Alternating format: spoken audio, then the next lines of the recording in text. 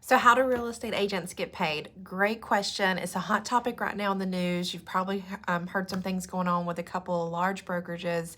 So let me break it down the quickest and easiest way for you. So we have two different situations. You're either a buyer or you're a seller, okay? So how do a buyer and how do a seller pay their agent? Well, let's address this first. As a real estate agent, majority of us are independent contractors. We're 1099, so we're not paid directly. Our broker is paid, and then our broker pays us. So if I'm ever referring to an agent getting paid, let's just understand that that is a process and that happens. You're never going to give me a check or cash or anything like that.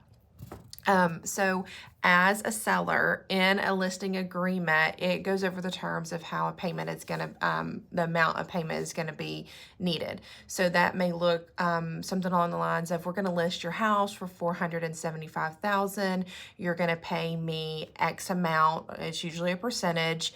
And from that, it could be broken down even further. It could say, let's be simple, okay? Let's say 1% commission.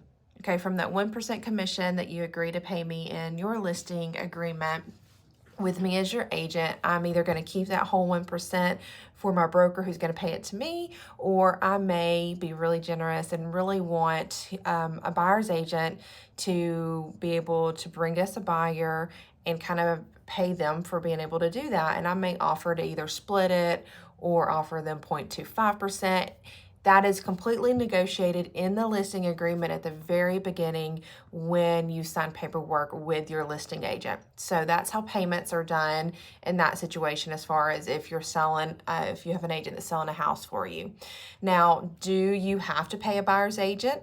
No, you don't, and neither does the brokerage. So, but those terms are going to be in the listing contract. Now, say I'm your buyer's agent and I'm helping you look for a house. We're going to sign a buyer's brokerage agreement. And then that agreement is also going to be the terms of how payment is going to be, what percentage is going to be required for my services. This is where it can get a little tricky. So, I feel like somebody's watching me through the window. We are required to put an amount that we would charge. So again, let's just use 1% as an example for this situation. I'm helping you look for a house. I have you sign a buyer's brokerage agreement. I say my fee is going to be 1% of the sales price of whatever house that you find. Now we find a house that you love, and remember that listing agreement that the listing agent has. Let's say that they said that they're gonna be willing to pay my 1%. That was already agreed upon. And do you still have to pay me that 1%? No. And all this is negotiated at the very beginning.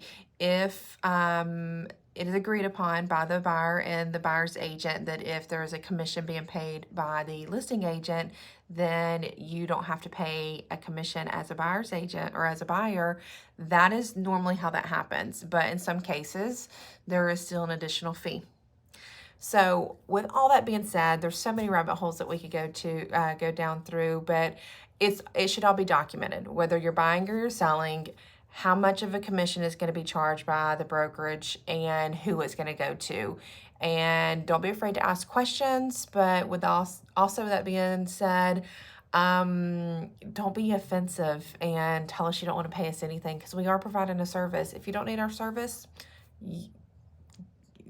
you can do it. I'm 100% believer that you do not have to have us to buy or sell.